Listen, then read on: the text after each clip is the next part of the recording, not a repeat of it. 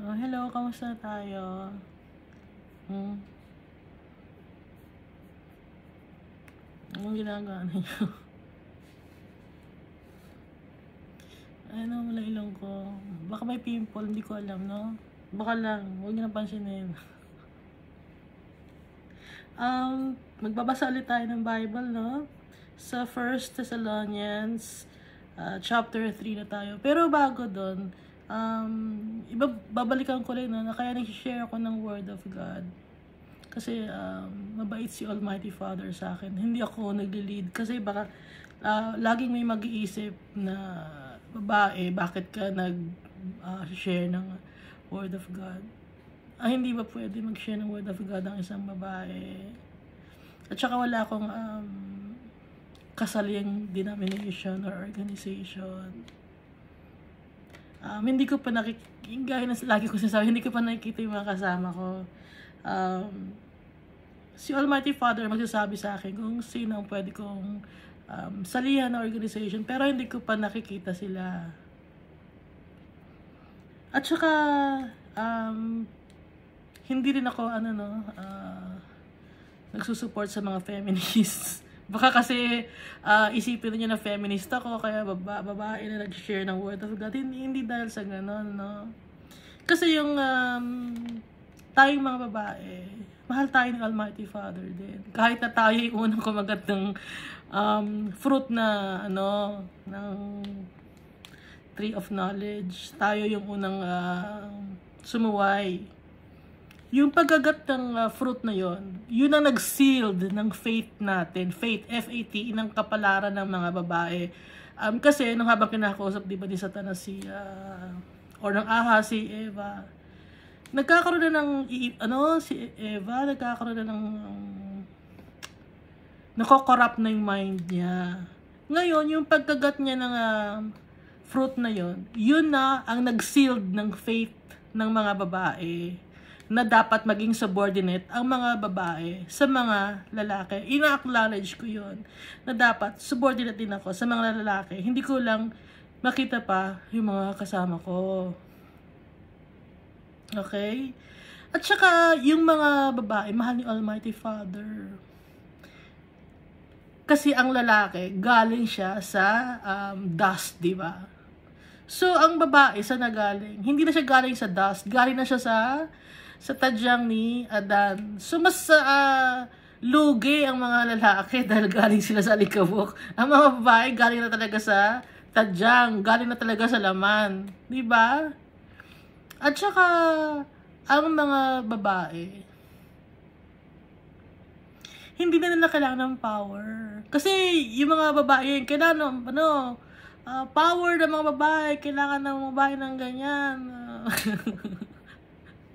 Mag-rally, ganyan. Kailangan ng mga babae, ganun, di ba? Ang mga babae ngayon.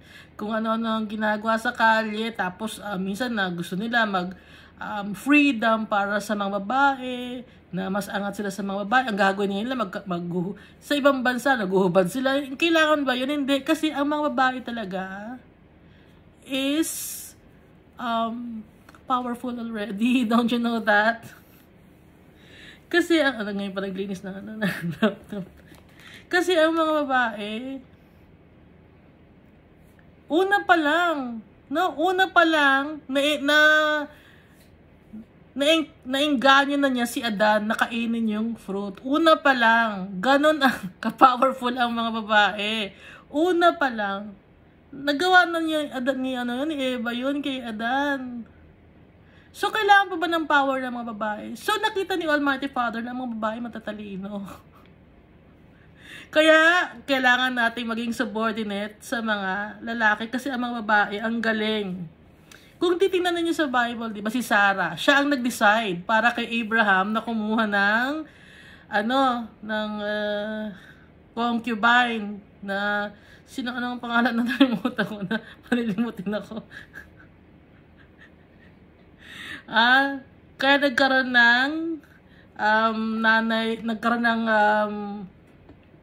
Ishmael dahil nga kay Sarah. Yun pa lang Doon mo pala makikita mo na, o si Rebecca, gano'n din ang ginawa. Mautak din si Rebecca. O sino pa ba? Si Delilah. Mauutak yung mga babae. Nasa background, o si Ruth, o si Naomi. Nasa background lang ang mga babae, pero ang laki ng influence nila sa mga tao. Ang laki ng influence nila sa family nila. Kaya ang babae ang ginawang pag-alaga ng mga bata or ang ilaw ng tahanan ang mga babae. Kasi magaling ang mga babae sa pagpapalaki ng mga bata. Kaya sila ang naatasan ni Almighty Father na magpalaki ng mga bata sa bahay. Dahil hindi naman kaya ng mga babae na magbuhat ng mga karton or ng mga kahoy. Mga bakal. Kaya ba ng mga babae yun? Di ba hindi naman? So, kanya-kanya tayo ng role. Ang role talaga dapat ng babae is mag-nurture ng mga bata. Tapos yung mga bata na yon, lalaki yung malakas, strong people dahil sa mga babae. Nakakalimutan ng ibang babae yun eh. Kailangan mas angat ako, kailangan tayo, babae lahat tayo. Hindi ganon. Kasi nga, yung babae ang nag-nurture sa mga bata. Babae man o lalaki na bata. Kaya paglaki ng mga bata, nakita nila sa nanay nila, ang galing ng nanay nila, matalinong nanay nila. Yun nga yung susundin na yapak ng mga bata. Na gagawin ang gusto ko maging paglaki ko, gagawain ko yung nanay ko, na mabait yung nanay ko, matalino, gano'n. Tapos yung anak na lalaki naman, gusto ko pag mag-asawa ko, parang nanay ko, gano'ng katapang, gano'ng katalino. Hindi ba naiisip ng ibang mga, babae yun? Kailangan gusto nila lagi na sila ang bida. Bida naman talaga na ang mga babae noon pa man. Ha? Di ba ang mga halimbawa yung mga asawa kayo, no? Sino ang bida sa bahay na yun? Di ba yung babae? Di ba yung babae ang nagdidikta? O, ganyan lang gagawin natin. Nasa background lang lagi yung mga babae. Pero yung lalaki, kunyari, ang matapang, di ba? Yun ang bida-bida. Pero ang totoo, ang nagmamanipulate ng bahay, mga babae, hindi nyo yun. Kaya yung ibang mga babae, hindi na kailangan pang makipaglaban, makibaka. Kailangan natin ng feminist tayo, mga babae dapat, lagi ang mamuno. Sa bahay pa lang, babae lang na mamuno, di ba? O, kaya kanya-kanya tayo ng role. Pero ako, wala kasi akong kasama na denomination or organization. Kaya mag-isa lang ako. Hindi ko alam kung saan pa ako sasama. Hindi pa sinasabi sa akin ng tatay ko. Okay? Hindi ako makakasama sa inyo. Ibang tinuturo kasi ng iba eh.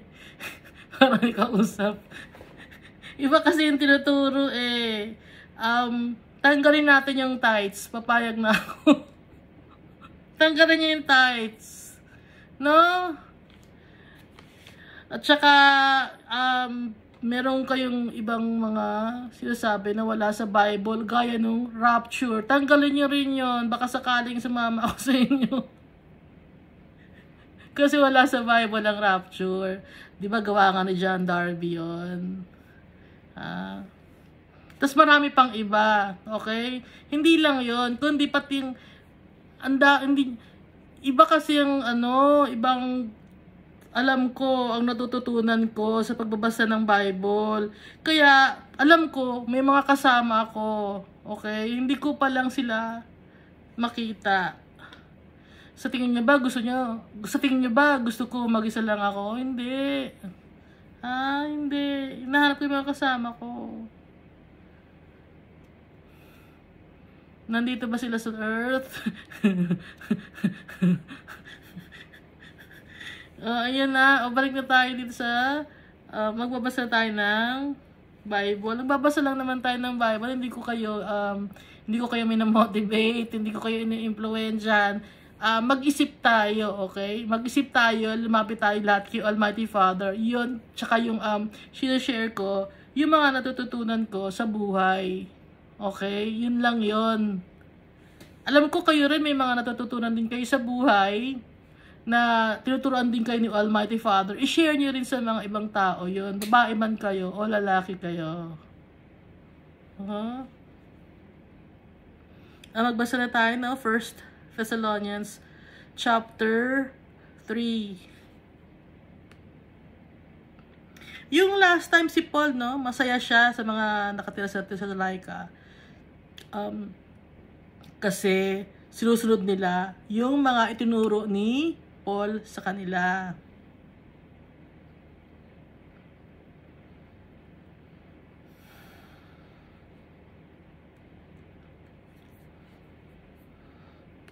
Yung Thessalonica nasa Greece yun, up to now meron pa rin Thessalonica. Thessaloniki sa Greece up to now. So kung gusto niyo i-check niyo sa internet, city siya, civilized city ang Thessalonica. 1 Thessalonians chapter 3. So when we could stand it no longer, we thought it best to be left by ourselves in Athens. So nagstay sila sa Athens. Sabi ni Paul, we said Timothy, who is our brother and co-worker in God's service in spreading the gospel of Christ, to strengthen and encourage you in your faith. So nag-stay ng Athens si Paul, tapos pinadala niya si Timothy para makatulong na makapag-share ng word of God sa kanila at makapag-encourage para lumakas ang faith nila ng mga taga Thessalonica, so that no one would be unsettled by these trials. For you know quite well that we are destined for them. So binanggit dito ni Paul na may mga trials silang may encounter. Kaya sinabi ni Paul to, so that no one would be unsettled by these trials. For you know quite well that we are destined for them. So tayong mga Christians, tayo rin to na mga Christians na followers of Christ, may mga trials din tayo may encounter. Hindi tayo immune sa mga trials. Tayong mga followers of Christ.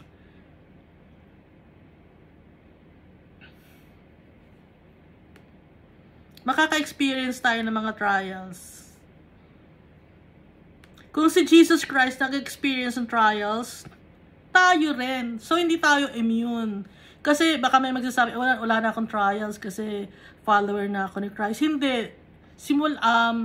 Mas dadami ang trials natin. Dahil follower tayo ni Christ. Doon matetest kung talagang hanggang saan ang faith natin. Kaya nga sabi ni Paul dito, for you know quite well that we are destined for them. In fact, when we were with you, we kept telling you that we would be persecuted, and it turned out that way, as you well know. So si Paul, lagi niyang sinasabi sa mga Thessalonians na makaka-experience sila ng persecution. At yun na nga, naka-experience nga sila. So anticipated na ni Paul na ipapersecute sila ng mga tao. Ano ba ang ibig sabihin ng persecute? Kasi lagi natin nababasa ang persecute, no?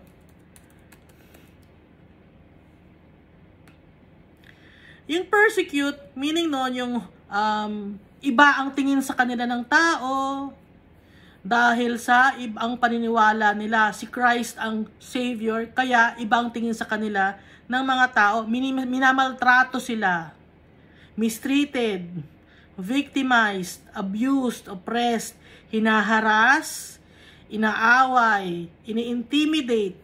Ganon ang persecution. So, ganon ang nararanasan ni Paul at saka ng mga ibang mga Christians. Pati tayo rin, di ba? Minsan sa school, sa work, ganun na experience natin. Iba ang tingin sa atin ng tao.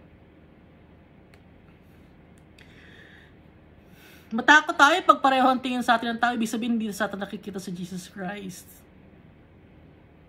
Pag hindi tayo pina-persecute, hindi sa atin nakikita si Jesus Christ kasi kapareho namin to ng level, sasabihin ng ibang mga tao. Ba't tayo pa-persecute yan? Nakikiano rin sa amin, nakikisama, nakiki-happy rin sa amin, nakikiinom din yan, laksak minom yan So, hindi ka pina-persecute, meaning, hindi sa'yo nakikita si Christ. Kapareho mo ng lakad yung tao sa mundo na to. Paano ma-explain? Kapareho mo ng ugali. Hindi ka naiiba. Kasi si Jesus Christ, naiiba siya. Ang mga tunay na followers ni Christ, naiiba sila. So kung hindi ka naiiba at umaayon ka sa mundong ito, hindi ka mapapersecute.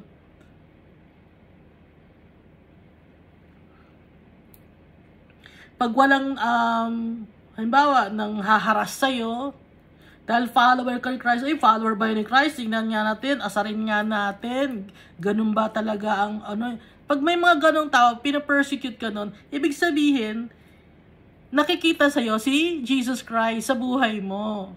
Ngayon, kung hindi ka pinapersecute, pareho lang din natin yan, huwag natin pansinin yan. Walang challenge, ganon ang mundo na to. Twisted ang mundo na to. Okay? For this reason, when I could stand it no longer, I sent to find out about your faith. I was afraid that in some way the tempter had tempted you and that our labors might have been in vain. So, sabi ni Paul dito, nag-aalala siya na baka yung tempter tinukso na sila. At yung pagpapagod ni Paul ay nawala. Kaya pinadala niya si Timothy para malaman niya kung ano na ang nangyayari sa mga Thessalonians. Kung ano na ang ginagawa ba nila ang mga turo ni Paul. Sinusunod ba nila ang mga turo ni Paul sa kanila? Hindi ba sila nag-give in sa mga temptation? Kasi nga, ang turing ni Paul sa mga shinare niya ng Word of God is parang mga anak na niya. Kaya, gusto niya ngayon i-check. Kaya, pinadala niya ngayon si Timothy sa mga taga Thessalonica. Tuloy natin, verse 6. But Timothy has just now come to us from you and has brought good news about your faith and love. He has told us that you always have pleasant memories of us and that you long to see us just as we also long to see you. So nakita nga niya, bumalik na nga si Timothy, bumalik na si Timothy kay Paul. At ngayon, nag-report ngayon si Timothy kay Paul. Nasabi ni Paul, good job ang mga taga-Thessalonians. Faithful sila. Hindi sila nagbabago. Patuloy sila sa paglalakad sa itinuro mo, Paul. Ganon. At namimiss ka nila, sabi ni Timothy kay Paul. At laging naalala si Paul ng mga taga-Thessalonians. Kaya masaya si Paul. Therefore, brothers and sisters, in all our distress and persecution, we were encouraged about you because of your faith. So dahil doon, kahit merong mga nararanasan mga persecution, si Paul, masaya sila. Kasi yung pagpapagod nila sa mga taga-Thessalonica, hindi nabaliwala. Kasi faithful pa rin ang mga Thessalonians. Na-comfort si Paul. Kahit marami siyang mga troubles, tsaka yung mga sufferings na encounter niya, naging peaceful ang isip niya kasi na-comfort siya dahil nalaman niya na yung mga Thessalonians faithful pa rin kay Jesus Christ at kay Almighty Father. For now we really live since you are standing firm in the Lord. So faithful ang mga Thessalonians. Kaya masaya si Paul sa mga taga Thessalonica.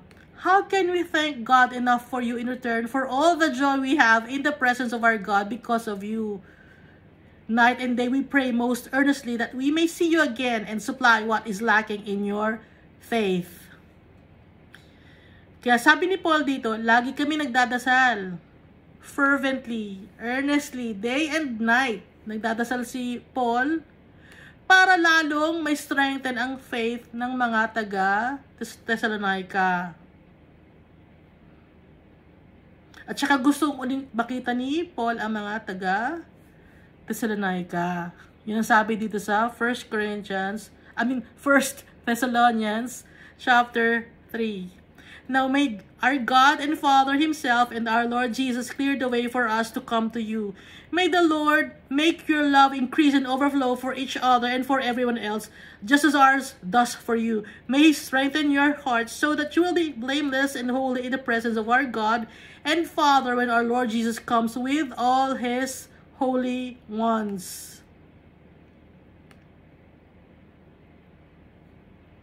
So sabi ni Paul dito, pray namin kayo kay Almighty Father at kay Jesus Christ na yung pagmamahal ninyo sa bawat isa lalong lumakas. Na magmahalan at pag-ingatan ng bawat mga Kristiyano. Ito kasi mga followers ni Christ ng mga Thessalonians na sinulatan ni Paul.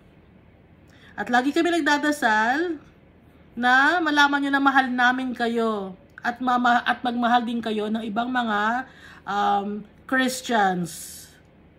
Para yung hearts ninyo maging strong ang faith. Hanggang sa pagdating ni Jesus Christ. At sa presence ni Almighty Father. Sabi ni Paul, tuwang-tuwa siya sa mga Thessalonians. Si Paul. Diba yung mga past na mga books na or letters na sinulat ni Paul, medyo nagagalit siya rin, ano? At dito sa book ng Thessalonians, hindi siya galit. Hindi niya pinagsasabihan ng madami kasi dun sa sa Corinthians, sa Galatians, Romans, medyo disappointed siya, kaya pinagsasabihan niya para matuto.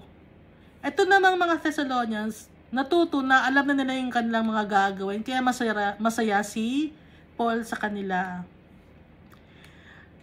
Chapter 4 na tayo. 1 Thessalonians chapter 4. As for other matters, brothers and sisters, we instructed you how to live in order to please God, as in fact, you are living.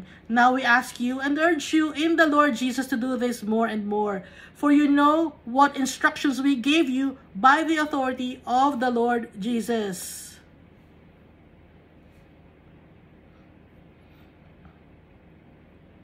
Sabi ni Paul dito, may instructions kami kung paano mamuhay ng mapasaya si Almighty Father. Nagaya nga ng ginagawa ninyo, ganoon ang ginagawa ninyo. In fact, you are living, sabi niya ni Paul. Yun ang ginagawa nyo, gusto nyo mapasaya si Almighty Father, piniplease nyo siya. Ganoon niya ang ginagawa nyo, sabi ni Paul dito. Now we ask you and urge you in the Lord Jesus to do this more and more. So, gawin natin madalas, okay? I-practice natin na mahalin ang isa't isa at patuloy na magkaroon ng faith kay Almighty Father at ma-please si Almighty Father sa lahat ng pagkakataon. Dapat i-practice natin yung kahit tayo i-practice natin na lagi nating ipi-please or mapasaya si Almighty Father. For you know what instructions we gave you by the authority of the Lord Jesus.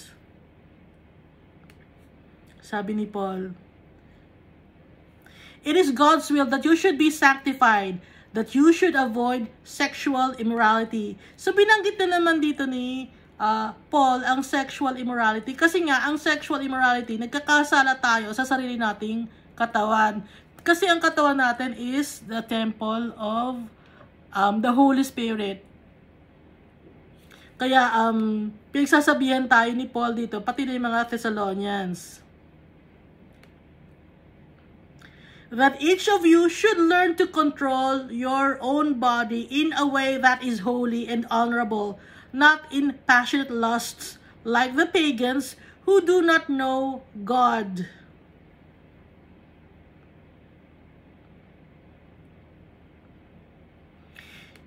Nabasa natin, no? That each of you should learn to control your own body. So, tayo din, ganon. Dapat ipag-pray natin, no? Na-control yung ating body. Para maging holy tayo, tsaka honorable. Kay Almighty Father. Hindi sa gagawa ng sexual immorality. Alam na natin kung ano yung sexual immorality, di ba?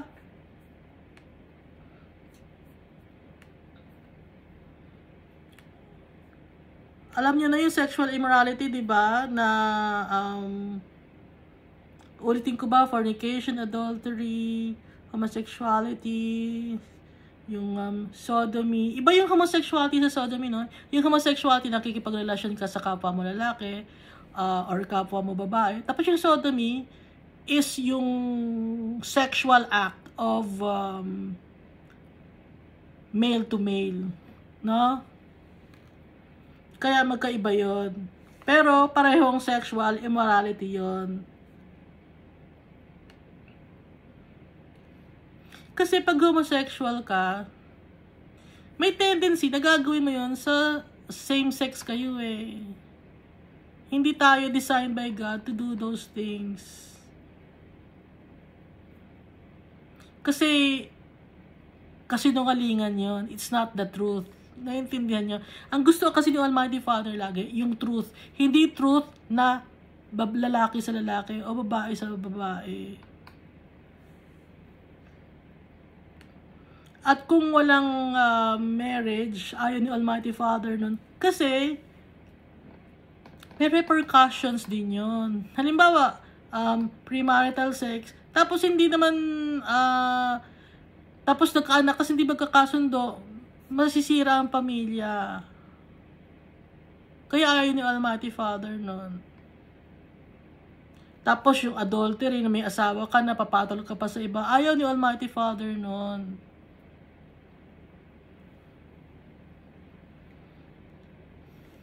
Kasi yung katawan natin ang nadudumihan.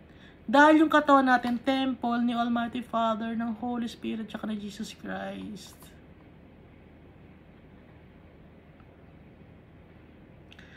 Simula pa dun sa nung nasa Old Covenant pa, ayaw na rin ni Almighty Father nun. Kasi nga, pag nakipag-copulate ka sa kung sino-sinong tao, iba-iba, no? Di ba may mga sakit? So, hindi lang spiritual yon, kundi physical din. At naiiba, yung pag nagkaanak kayo, yung anak ninyo, iba. Nagkakaroon ng deformities or nagkakaroon ng abnormalities, nagkakaroon ng changes sa genes. Tapos, di ba pag yung, kasi kinanay tayo ni God ng perfect. Si Adam and Eve, perfect sila. Ngayon, dahil sa kadumihan natin, yung may mga kinakain tayo sa Old Testament, kung ano-ano kasi kinakain, hindi sumusunod kay Almighty Father, tapos hindi naglilinis ng katawan, tapos nagsasama sila na hindi naman nila asawa, hindi naman nila kakilala, nagkakaanak sila, yung genes natin, nag-mutate yon, hindi lang alam natin. Okay? So yung kaya nga 'di ba hanggang ngayon pag tinatanong tayo ng doktor, ano ang lahi nyo? Ano ang lahi ng sakit ng pamilya ninyo? Ginaganon, 'di ba?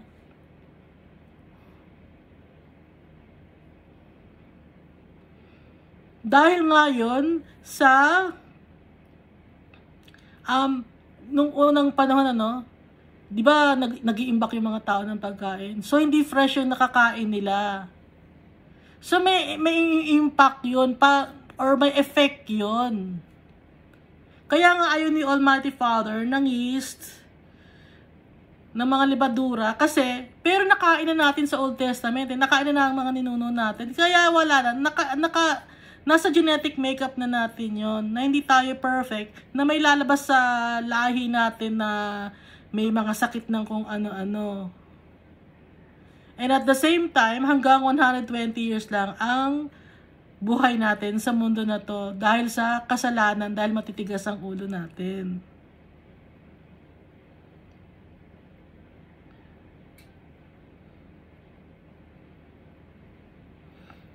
Kaya lagi nagpapaalala si Almighty Father sa Old Testament hanggang dito sa New Testament, sa New Covenant, avoid sexual immorality. Di ba may sakit na kahit yung sakit sa liver, nakukuha yon sa pakikipag talik sa iba-ibang mga tao. Anong sakit sa liver? Hepatitis. Hindi lang AIDS, hepatitis.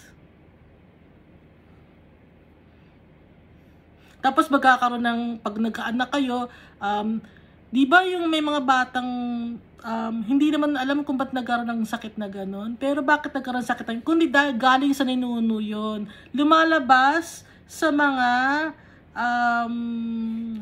anak ng anak. Doon lumalabas. Yun yung kasi yung kasalanan natin. Pero huwag na tayo mag-aalala. Dahil dumating na nga si Jesus Christ, at hindi naman talaga ito ang tunay na bahay natin, doon tayo kasama ni Jesus Christ. Kaya hindi tayo dapat mag-alala.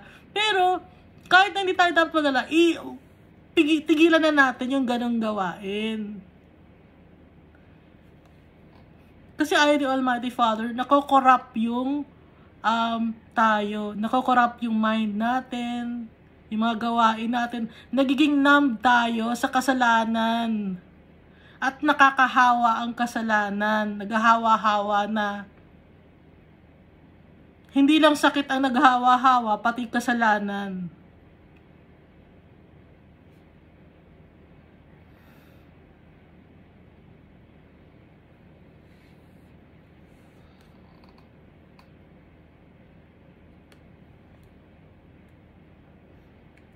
Tapos, ang sisisihin natin ngayon kung ba't nagkasakit tayo, si Almighty Father, kung bakit naging ganito ang buhay natin, si Almighty Father. Kaya nga, hawa-hawa na eh. Kaya nga ayaw nga ni Almighty Father ng ganito. Kasi, karamihan dito nag-uumpisa sa kasalanan.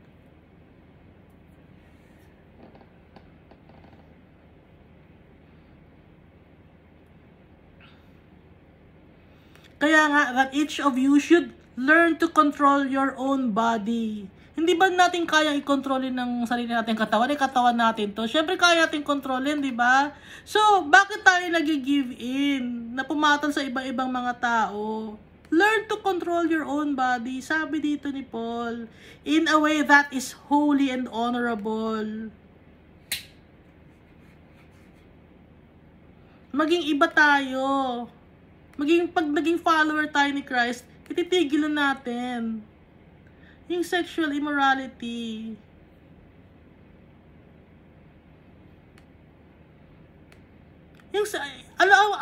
Baka isipin yung sexual immorality, yung papatalo ka. Na hindi lang ganon. Yung sexual perversion, yung pornography, yung titingin ka sa sa babae ng may pagnanasa ka, tapos yung iseseduce mo, or kahit na babae nang siseduce din ng lalaki. Bakit ganon?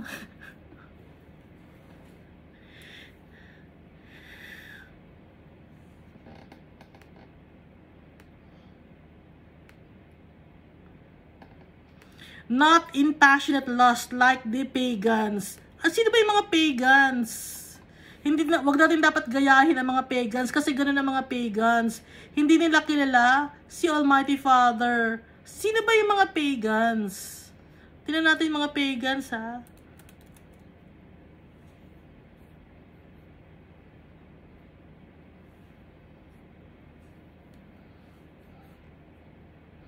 Yung mga pagans, ang dinodiyos nila, yung mga puno, mga halaman, yung sun, dinadjust ng mga pagans yon. Minsan nakakita ako ng statue ng babae at lalaki. Tapos paghahawakan mo raw yung statue na yon, mabubuntis ka. Kasi nga, ganoon ang gawain ng mga pagans. Panglupa lang ang isip ng mga pagans. Hindi pang kay Almighty Father. Ganoon ang isip ng mga pagans. Pang dito lang sa earth. Ang isip ng mga pagans. Like, kagaya, sasambahin nila yung mga puno, yung mga halaman, yung nature, yung mga mountains, papangalanan nila, tapos dun sila magsasacrifice. Ganun ang ginagawa ng mga pagans. Kaya wag daw natin gagahin ang mga pagans kasi ganun ang isip ng mga pagans pang dito lang sa lupa.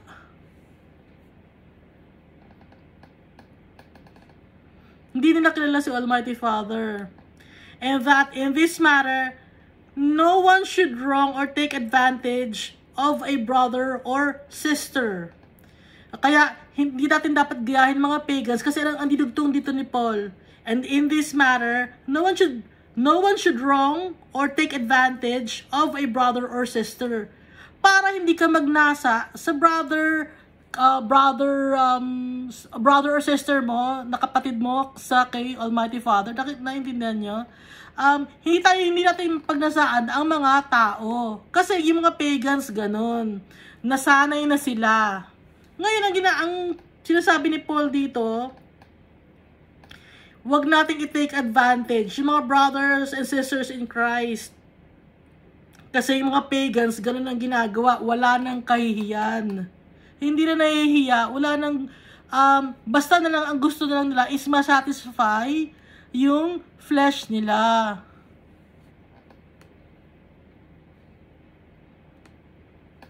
Hindi ba kayo nakakakita sa internet kung ano-ano na lang ang nandun? Yung sumasayaw ng ganun ang pagans, yung sumasayaw ng mga malalaswa. Yung pinapagpag yung puwet nila sa internet, ganun malaswa yun. Ganun ang mga pagans. Ganun ang kanilang way of worshiping the goddess of fertility. Ganun ang yung ninuno nila, ganun ang ginagawa. So hanggang ngayon, nadala nila yon.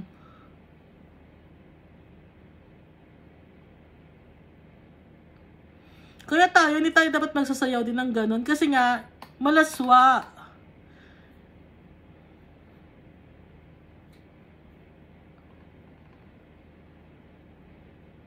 The Lord will punish all those who commit such sins as we told you and warned you before. Paparusahan ni Almighty Father tsaka ni Jesus Christ yung mga nagko-commit ng ganon, ng sexual immorality, tapos magte-take advantage sa brother in Christ or sister in Christ na kunyari lalandi-landi, didikit-dikit sila kay brother, didikit-dikit sila kay sister, tapos nagkaroon na sila ng relasyon. Ganun na ang nabasa ko sa mga denomination, may mga ganung nangyayari. May kaukulang punishment yon. Hindi man nila makuha agad-agad, may punishment yon. Although, papatawarin tayo ni Almighty Father, no? Kung nagkasala tayo ng ganon.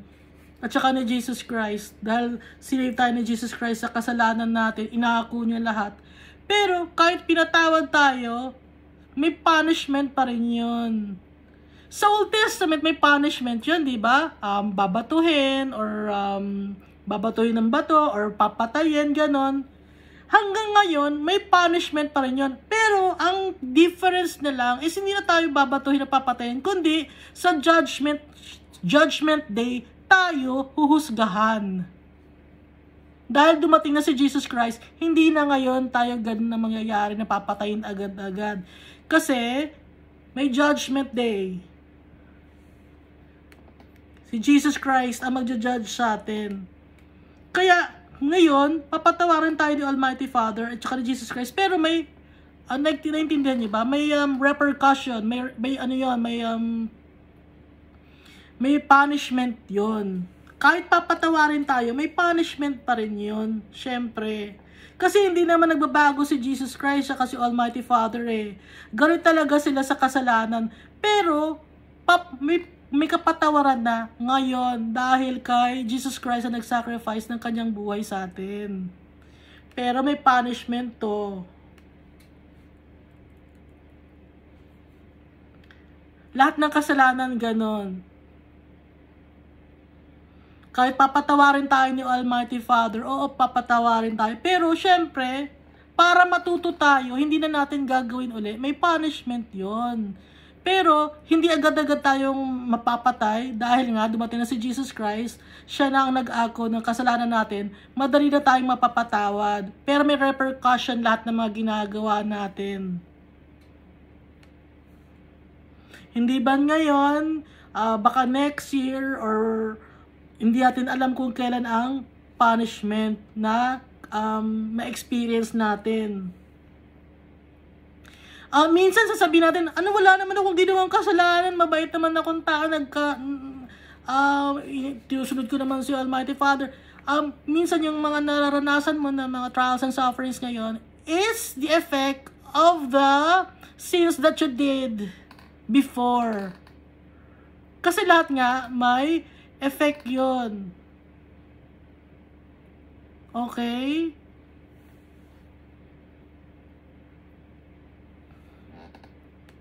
Therefore, anyone who rejects this instruction does not reject a human being, but God, the very God who gives you His Holy Spirit. So, pag hindi natin sinusunod to, nire-reject natin si Almighty Father. Si Almighty Father na nagbigay sa atin ng Holy Spirit. Pag hindi natin sinusunod ang utos niya, pag sinusuway natin siya, pag nagkakaroon tayo ng kasalanan, ang sinusuway natin, si Almighty Father, nire-reject natin siya. Hindi natin siya minamahal.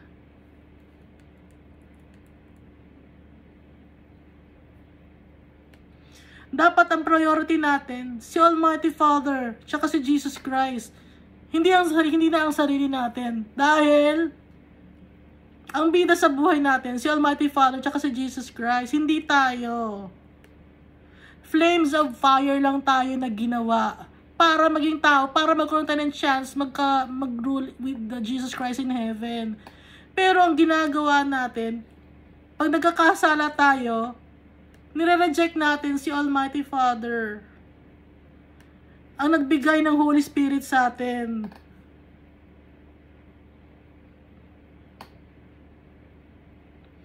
Kahit anong kasalanan to, hindi lang sexual immorality, pati pagsisinungaling, pag-chichismis ng mga tao, nire-reject natin si Almighty Father. Pag-aalipustahin natin ng mga tao, si Almighty Father ang nire-reject natin. Hindi yung tao ang nire-reject natin, si Almighty Father mismo. Hindi yung tao ang binabastos natin, si Almighty Father mismo ang binabastos natin.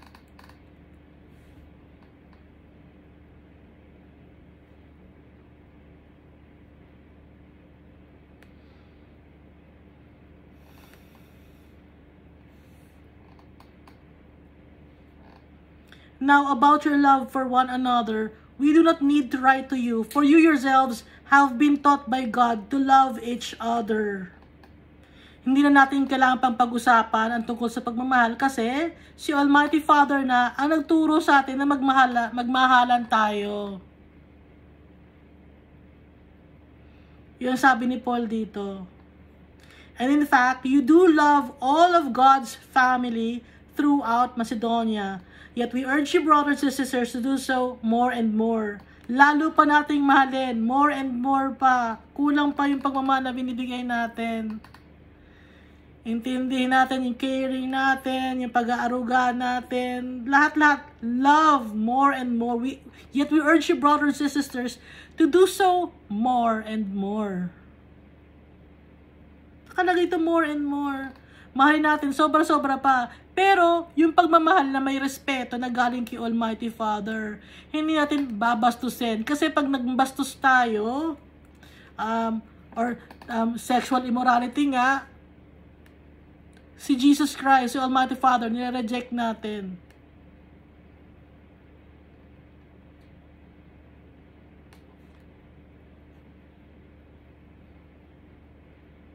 Kaya i-control natin ang sarili natin.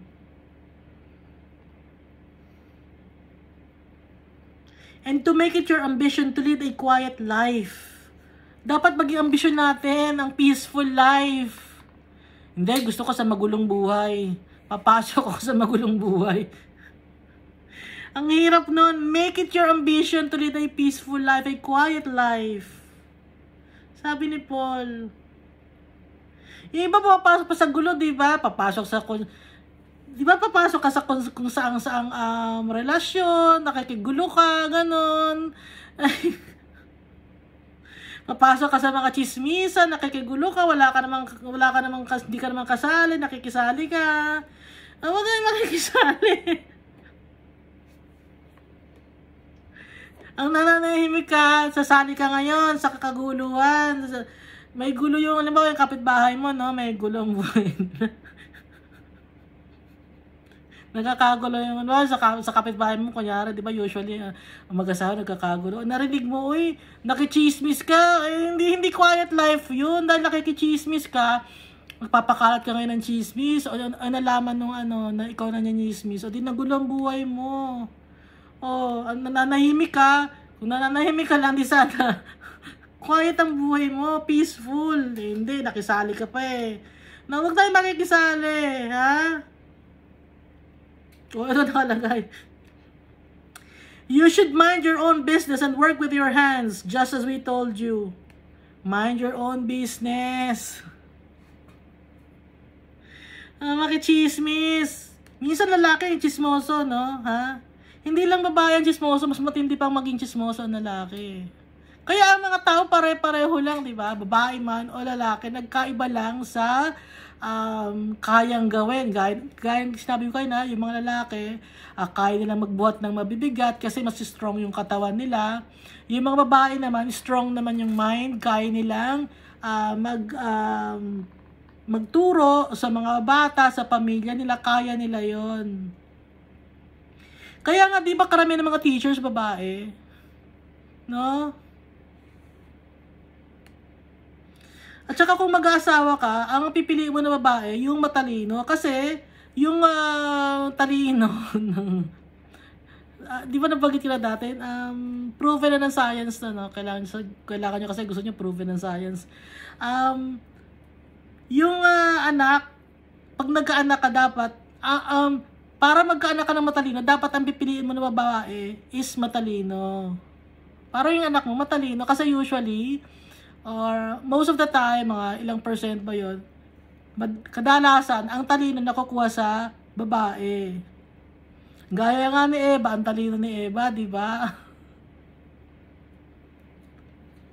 Sobrang katalinuhan, kaya niyang iinganyo si Adan na magkasala.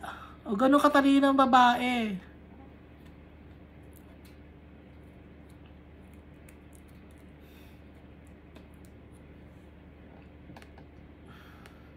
Kaya nga, tayo mga babae, we should mind our own business kasi karamihan ng mga chismosa babae. No? Pero lalaki rin, chismoso rin eh. Tatay ko, chismoso yun. Nananahimik. Hindi, chismoso talaga yung tatay ko. Pag may Kaya alam ko ang mga lalaki chismoso rin dahil nga yung tatay ko chismoso yun eh. Ha? Yung alam niya yung buhay ng kapitbahay namin. Yun ang nagdadala ng chismis. Mga storya. Tapos pag magsasalita yun, ikwento ko lang, no? Kung magsasalita yun, alam mo ba? Matatakot. Ayan na yun. Alam mo ba? Si ganyan. Bakit ganun pa magsalita yung tao, no? Pag magchichismis, uy, narinig ko. Si ganyan. Bakit bulong? No, hindi pwedeng normal. Alam mo, narinig ko si pareng ganun pa lang nangyari, no? Hindi kailangan pang, uy, alam mo, yung natin. Pag nakakarinig ako ng ganun salita, naalala ko yung tatay ko. Pati nanay ko, ganun din magsalita. Sige, ba't ganyan magsalita? Diretsuhin mo yung salita. Bakit kailangan pa? Kasi nga, chismoso yung tatay ko. Kaya ito sabi dito sa Bible, you should mind your own business and work with your hands just as we told you. Huwag tayo maging chismoso. So that your daily life may win the respect of outsiders. And so that you will not be dependent on anybody. O para irespeto tayo ng mga tagalabas. At hindi maging dependent sa kung sino mang tao. Sabi ni Paul dito, irerespeto tayo. Pag hindi tayo nanyinismis, ginagawa natin ang sarili nating gawain. Tahimik lang tayo. Irerespeto tayo ng ibang mga taong tagalabas para hindi rin tayo maging dependent sa kahit sinong tao na ginagawa lang natin yung tama, na straight lang ang tingin natin kay Almighty Father tsaka kay Jesus Christ. Brothers and sisters, we do not want you to be uninformed about those who sleep in death, so that you do not grieve like the rest of mankind who have no hope. So, sinasabi ni Paul dito na yung mga namatay, huwag kayong masyadong iiyak sa mga namatayan kasi nakalagay dito do not grieve like the rest of mankind.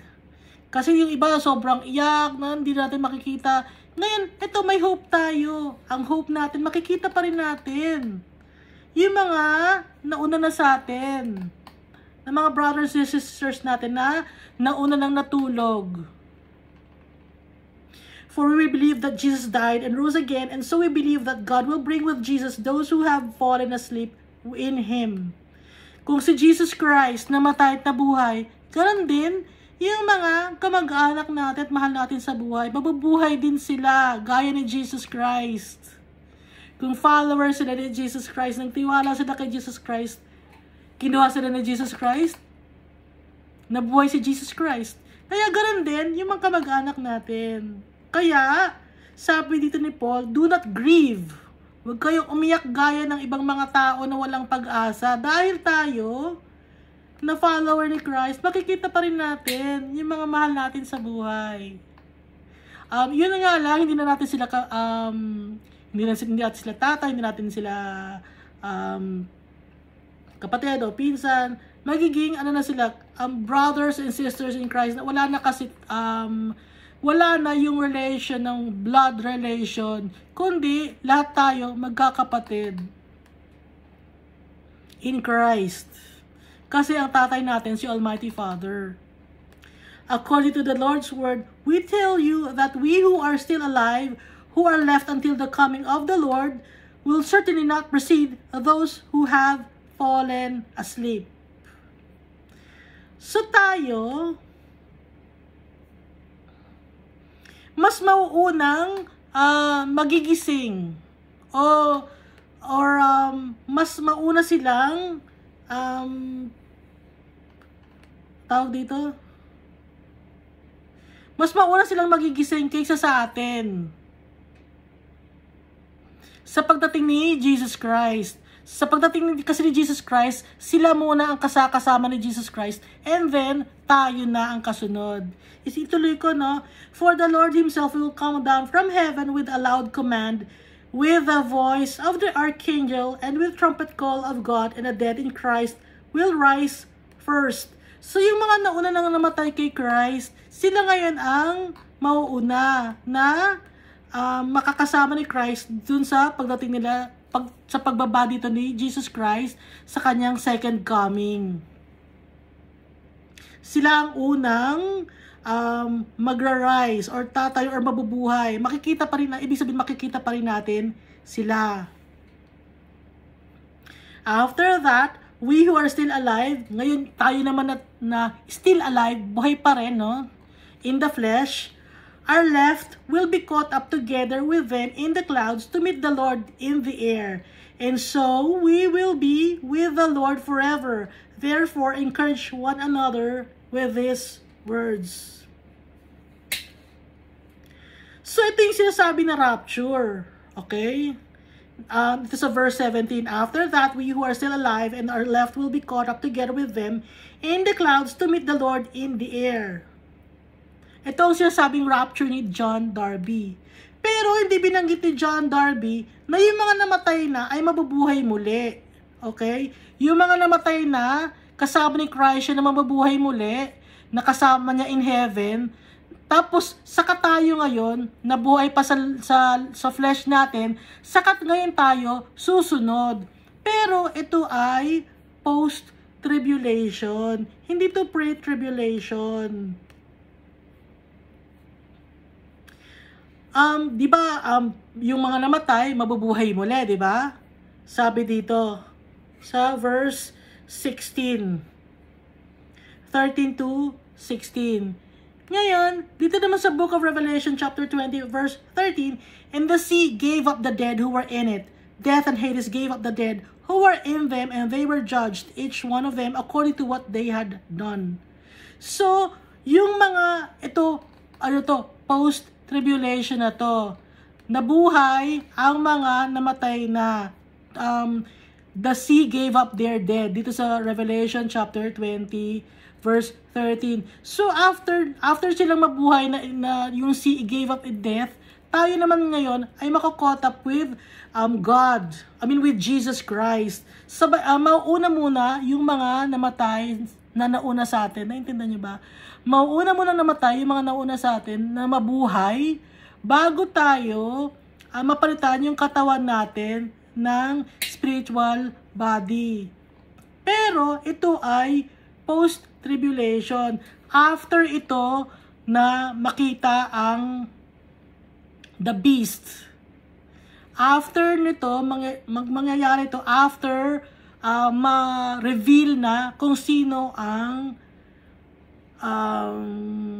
Antichrist or the beast or ang 666. After nun, pag na-reveal na yon, malapit na yung mga nauna na sa ating namatay, mabubuhay ulit sila, tapos tayo, mapapalitan tayo ng spiritual body.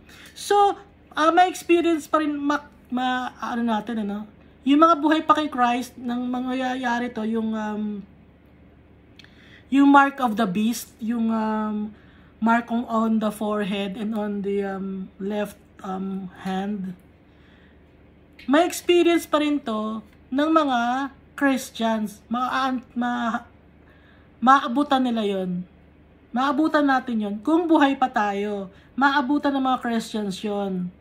Okay? Kasi makikita nyo dito sa susunod na mga verses. Ha? Kasi 2 chapters na tayo. Kaya dito sa Book of Revelation, konektado to sa Book of Thessalonians na binabanggit ni Paul. So nakikita niyo, nagko-corroborate siya. Wala siyang magkadugtong siya. Walang binabanggit na rapture sa Book of Revelation. Okay? Si John Darby, ang binabanggit lang niyang rapture dito sa 1 Thessalonians.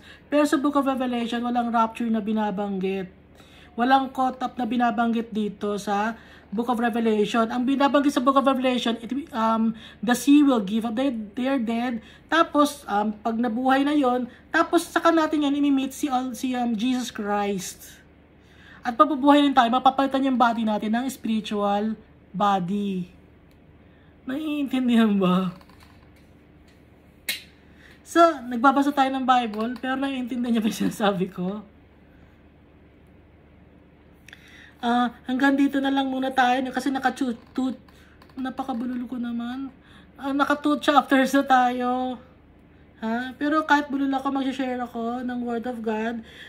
Pupurihin ko si Almighty Father kahit bulol ako. Maraming salamat sa pakikinig. Lagi tayong magpe-pray at magbabasa ng Bible. God loves us all so much.